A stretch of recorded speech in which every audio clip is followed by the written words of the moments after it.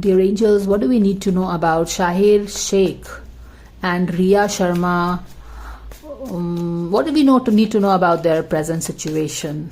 They're all right. Queen of Cups is not happy. Yes, they are not working together. All right, so तीनों energy blocked है, so they are quite possibly in a very blocked state, not talking to each other, not seeing each other, not in alignment. ये एक दूसरे के alignment में नहीं है, बातचीत नहीं कर रहे हैं, blocked situation है. यहाँ पे Queen of Cups is like totally trapped in her emotions, okay? काफी अपने emotions में है वो. यहाँ पे ये दोनों अगर देखो तो सेपरेट हो गए हैं, बीच में एक रास्ता है and they are like to apart. और ये जो बंदा है ये भी एक्चुअली काफ़ी इल्यूजन में है. Both of them are like in illusion. दोनों ही ब्लॉक्ड हैं, अलग हैं एक दूसरे से. और ये बंदा इज लाइक काफ़ी ज़्यादा इल्यूजन में है ये. और ये भी काफ़ी बंद बंद सी दिख रही है हमें, ठीक है ना. तो ये तो हमें दिख रहा है, मगर हम any guidance coming for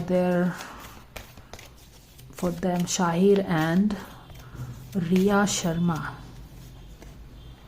surrender to the wisdom of their body. या कुछ तो है जो उनको समझ में नहीं आ रहा है. You know they are not able to probably understand each other. सब अब ये दोनों ही अपने इमोशंस में लॉस्ट हैं.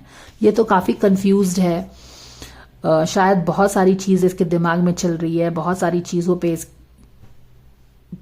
बहुत सारी चीज़ करना चाह रहा है ये, पर कंफ्यूज्ड है, समझ में नहीं आ रहा किस रास्ते जाए. ये इसकी अपनी कंफ्यूजन है लाइफ में. और इन दोनों को एक रास्ता डिवाइड कर रहा है अगर आप देखें. और ये अपने ही इमोशंस में है काफ़ी. तो गाइडेंस भी उसी तरह का आया है कि हम देख रहे हैं कि दोनों तरफ ही स्कैटर्ड से ज़्यादा कंफ्यूज्ड एनर्जी है, ब्लॉक्ड एनर्जी है. और इनका गाइडेंस स्पिरिट गाइड से क्या आया है अभी के सिचुएशन के लिए उनके, ये है कि listen to the wisdom of your body, listen to your body's message about a person और a situation. If you feel physically drained और uncomfortable, be cautious. If you are energised and happy, move forward. बिल्कुल. तो मुझे याद है कि मैंने रिया शर्मा का रीडिंग 1-2 दिन पहले किया है एंड वो कुछ इट लुक्स लाइक कि वो एक अनहेल्दी रिलेशनशिप में है किसी के साथ, जो कि एक एम्परर है. अब मुझे नहीं पता ये एम्परर कौन है, बट वो नेगेटिव एम्परर है और वो उसकी पावर लेने की कोशिश कर रहा है. और मोर इम्पॉर्टेंटली शायद वो उसको एक काइंड ऑफ बांध के खुद ही में रखा हुआ है. Something like that. I don't know if he is blackmailing her or what. I don't know. But कोई तो मजबूरी के कारण she is kind of trapped in that situation, जिससे वो निकलना भी चाह रही है. ये भी हमें क्लियरली पता चला है. और इसको इंट्यूटिवली तो डेफिनेटली फील हो रहा है कुछ उस एम्परर के बारे में. शायद वो डिसाइड नहीं कर पा रही है कि ये बंदा जो एम्परर है ये वो मैनिपुलेटिव है. वो जो एम्परर है तो ये सच में मैनिपुलेट कर रहा है, जो कि उसकी बॉडी अंदर में उसका इंट्यूशन समझ रहा है. मगर सामने में उसको लगता है कि ये बंदा शायद ठीक ही है, मैं ही ज़्यादा ओवर थिंक कर रही हूँ. तो ये चीज़ है. पर गाइडेंस उनका क्या है कि जो भी उनका इंट्यूशन बोल रहा है ना है इस सिचुएशन में ना, उनको उसी चीज़ पे ध्यान देना चाहिए.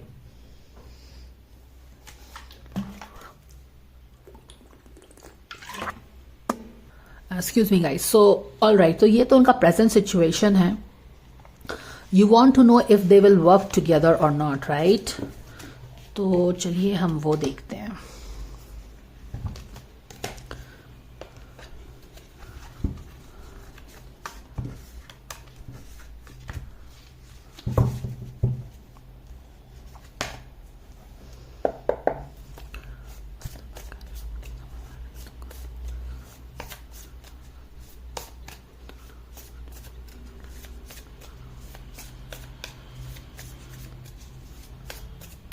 Dear angels, what do we need to know about these two people, Shahir Sheikh and Riya Sharma, working together again?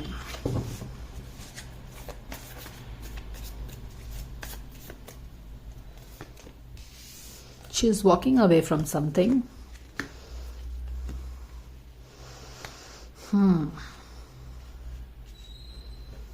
Past me, it looks like she walked away from this guy. Okay? Back of the deck. Okay. ये देखो, मुझे लगता है कि वो past में कुछ ऐसा हुआ होगा जहां पे ये बंदी जो है इस लड़के से दूर चली गई होगी. She chose to walk away from this guy, and actually ये दोनों ही एक दूसरे से अपार्ट हो गए. You know, she chose the other way and this guy chose the other way. दोनों ही एक दूसरे से दूसरे डायरेक्शन में भाग रहे हैं. देख रहे हो, बहुत ही क्लियरली ये बात आ रही है. तो पास्ट में क्या हुआ है, पास्ट में ये दोनों ये जो कपल है, you know, they parted ways. To keep it very simple and crisp, they parted ways. वो उस तरफ चली गई और ये इस तरफ आ गया. क्लियर है ना? ऑल राइट, ये पास्ट की एनर्जी है. अब यहां पे प्रेजेंट में क्या हो रहा है कि कुछ क्योंकि फ्यूचर में एस ऑफ वॉन्ड है, which is a new beginning for there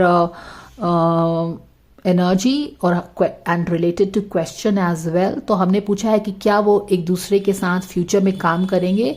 तो यस, अ बिग यस दिख रहा है कि फ्यूचर में लोग काम करेंगे. और क्वाइट पॉसिबली यहाँ पे कुछ एक तरह का, you know, maybe people are trying to get them together. इस तरह की कुछ चीजें हो रही हैं जहां पे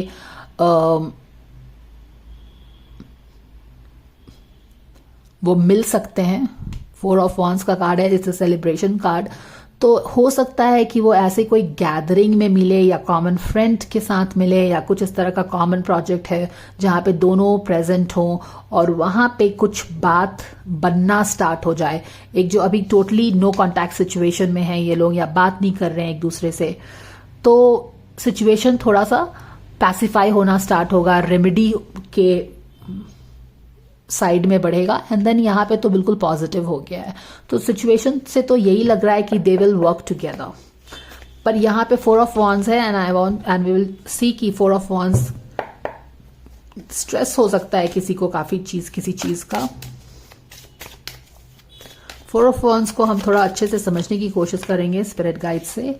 यस, तो क्या है ना कि ये दोनों ही क्या हुआ, पता नहीं इनके बीच क्या हुआ है, ये तो हम नहीं जान रहे हैं. लेकिन कुछ तो हुआ है जिसके कारण इन दोनों ने एक दूसरे से दूरी बना ली है और and literally they walked away from each other and they basically went into the cave to understand. जैसे कि कोई भी सिचुएशन बना होगा ना, तो when you are not able to solve the issue, and the more you try to solve the issue, the dirtier it becomes, the messier it becomes. Then best thing is to, yes, part ways, take a break and go into your own cave. अपने cave में जाके आपकी reality क्या है, आपको relationship से क्या चाहिए, आपके कोर वैल्यूज क्या है. क्योंकि अगर यहाँ पे इन दोनों ने पार्ट वेज किया है, एक दूसरे से दूरी बनाई है, तो इसका मतलब यही होगा कि शुरू में तो जब कुछ मिसअलाइनमेंट होता है तो आप बात करके इस चीजों को सॉल्व करने की कोशिश करते हैं. लेकिन बहुत ज्यादा जब चीजें मेसी हो जाती हैं, कंफ्यूजन होने ही लगता है, आप एक दूसरे की बात को भी नहीं समझ पा रहे हैं, एक दूसरे की बात सुन के आपको इरिटेशन होता है, तो इस या फिर जो भी इनका रीजन हुआ होगा, ऑब्वियसली वो चीजों को ठीक नहीं कर पा रहे होंगे. तभी तो वो part, you know, they have decided to take their own ways. ये नॉर्थ साउथ की तरफ जा रहा है, वो नॉर्थ की तरफ जा रही है. तो ये लोग बेसिकली कहाँ गए थे, ये लोग एक दूसरे से ब्रेक लिए थे. ऐसा नहीं है कि they were hating each other और anything, they just decided to take a break and think about their values.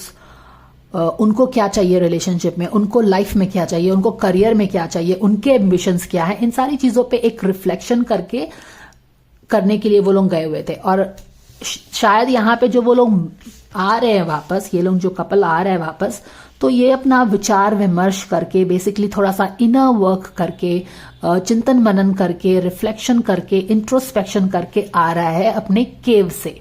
तो अब काफी क्लैरिटी है कि इसको लाइफ में क्या चाहिए, इस बंदी को क्या चाहिए, इसको क्या चाहिए. क्या वो मान लीजिए कि एक दूसरे को टाइम नहीं दे पा रहे थे वो लोग, तो ये बंदी डिसाइड कर सकती है कि ये कुछ भी डिसाइड कर सकती है अब based on her own reflection on her values, कि नहीं, मुझे अभी मानो मुझे कमिटमेंट नहीं चाहिए, मुझे अब मानो कि ये रिलेशनशिप में थे और एक दूसरे को टाइम नहीं दे पा रहे थे, what ever it can be. She decides कि नहीं, अभी मुझे करियर पे फोकस करना है. Based on what ever reflection she has got, ये डिसाइड किए कि उसको अभी करियर पे फोकस करना है. ये बंदे ने बोला कि okay fine, I can wait for you. या फिर यही हो सकता है कि she she wanted a commitment and he was like okay I am ready for commitment after this many years. तो जो भी है इन लोगों ने बेसिकली अपने ऊपर थोड़ा वर्क किया है, इंस्टेड ऑफ इसकी सुनो उसकी सुनो, अपने ईगो की सुनो, सिचुएशन पूरी केओस हो गई है, तो उन सारी चीजों से अलग होके केव में गए, अपने आप पे रिफ्लेक्ट किया कि भाई तुमको क्या चाहिए।